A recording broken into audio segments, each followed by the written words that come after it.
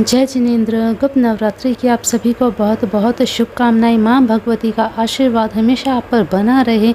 इसी के साथ जान लेते हैं गुप्त नवरात्रि में ध्यान रखने योग्य कुछ ज़रूरी बातें। साथ ही इस वीडियो में आप जानेंगे नवरात्रि के हर एक दिन कौन सा विशेष मंत्र करना चाहिए जिससे आपको धन लाभ, व्यापार में वृद्धि, हर प्रकार से सुख समृद्धि प्राप्त होगी। इस नवरात्रि में व्रत रखना चाहिए या नहीं, नमक खाना चाहिए या नहीं, किन बातों का विशेष ध्यान रखना चाहिए, पूरी बातें हम जानेंगे इस वीडियो के माध्यम से, तो वीडियो के अंत तक बने रहिएगा। नवरात्रि में खासकर नवार्ण मंत्र का जाप किया जाता है, या अगर आप दुर्गा सप्तशती करते हैं तो दुर्गा सप्तशती भी सिद्ध हो जाती है। दुर्गा सप्तशती का पाठ कर सकते हैं, देवी कवच का पाठ कर सकते हैं, अर्गला स्तोत्र का पाठ कर सकते हैं।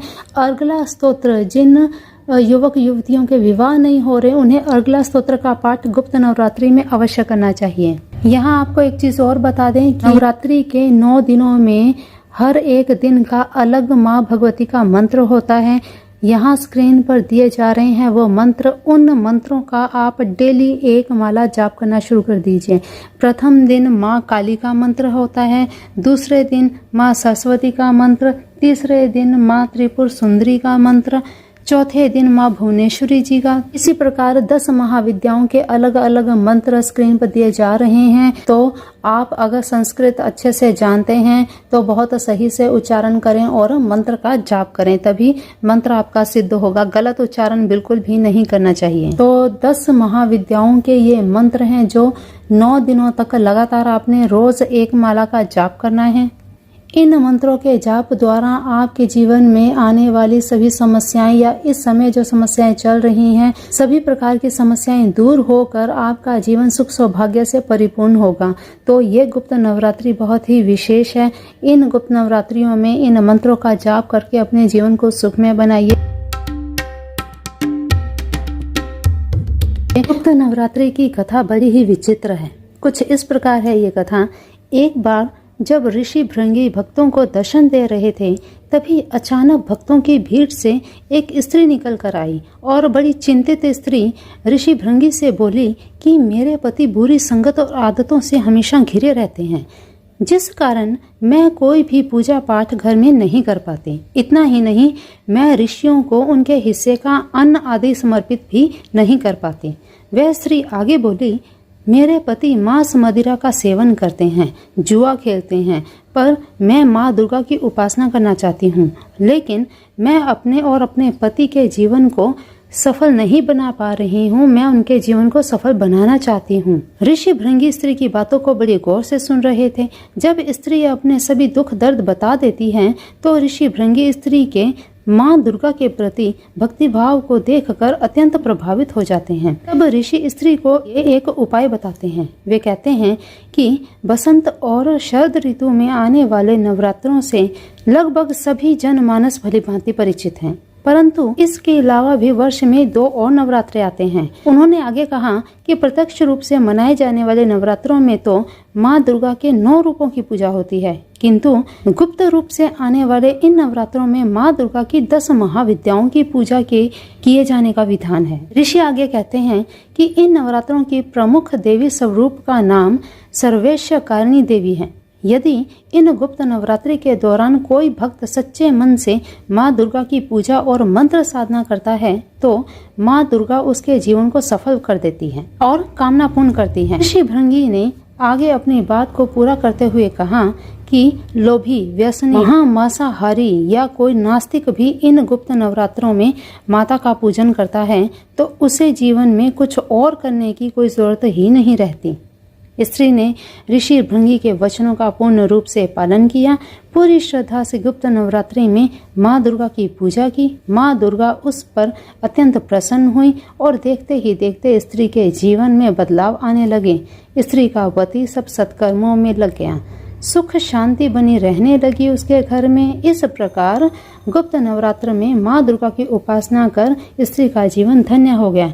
इस कहानी से, इस कथा से एक बात पता चलती है कि गुप्त नवरात्रि में अगर कोई व्यसनी है, कोई मांस मदिरा का भी अगर सेवन करता है और वो कहीं इस गुप्त नवरात्रि में माँ की पूजा या माँ का नाम भी ध्यान देता है तो उसका भी कल्याण हो जाता है।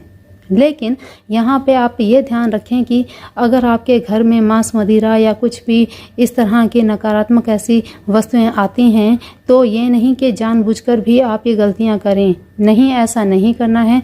गुप्त नवरात्रि में व्रत नहीं रखे जाते। अगर आप माँ भगवती की पूजा करते हैं तो ऐसी तामसिक वस्तुओं का बिल्कुल परहेज करना चाहिए। परहेज करने के बाद अगर आप पूजा आराधना करेंगे तो आपको उसका और भी ज़्यादा बेनिफिट मिलेगा। माँ भगवती आप पे प्रसन्न रहेंगी ही रहेंगी। ये जो चीज़ें बताई गई हैं ये केवल उन लोगों के लिए है जो ज़िद्दी हैं। कुछ लोग ऐसे होते हैं जो मानते नहीं हैं, जैसा कि कथा में बताया गया कि स्त्री का पति इतना व्यसनी था कि वो उसे छोड़ नहीं सकता था, लेकिन स्त्री की श्रद्धा के आगे उसका व्यसन भी कुछ नहीं कर पाया और उसने अपने व्यसन आदि को भी छोड़कर माँ भगवती की शरण में चला गया। तो इस प्रकार से सभी व्यसन मुक्त होकर अपने जीवन को सुधारने के लिए गुप्त नवरात्रि में साधना अवश्य कीजिए।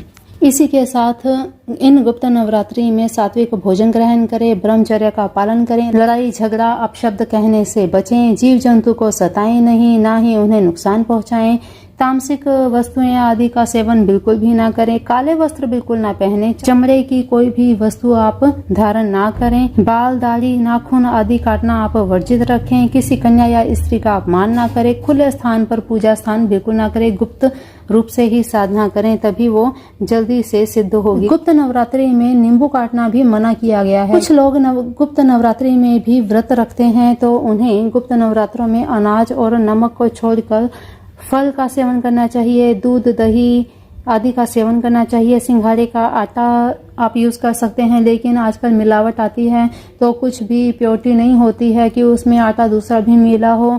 और समक के चावल हैं वो आप यूज़ कर सकते हैं। सेंधा नमक, साबूदाने के लिए मैं नहीं कहूँगी, साबूदाना बहुत अच्छी सफाई से नहीं बनाया जाता तो वो आप ना सेवन करें।